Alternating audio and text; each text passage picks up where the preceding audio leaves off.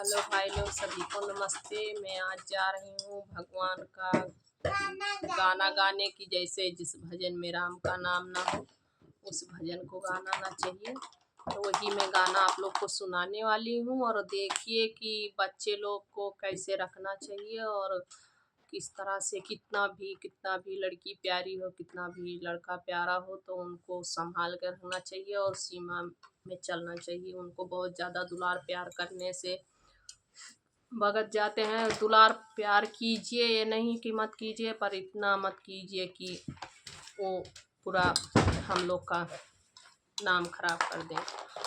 तो देखिए, आप लोग सुनिए, मैं सुना रही हूँ। नमस्ते, सुनिएगा प्लीज, सपोर्ट करिएगा। जिस भजन में राम का नाम न हो उस भजन को गाना ना चाहिए। जिस भजन में राम का नाम न हो उस भजन को गाना ना चाहिए। जिस भजन में राम का नाम न हो उस भजन को गाना ना चाहिए। जिस भजन में राम का नाम न हो उस भजन को गाना ना चाहिए। कितनों भाई हो बैरी उन्हें उस भेद छुपाना ना चाहिए।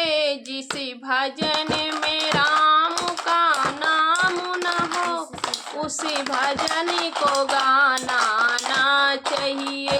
जिस भजन में राम का नाम न हो उस भजन को गाना ना चाहिए। कितनों बेटा हो प्यारा उसे सिर पे बिठाना ना चाहिए।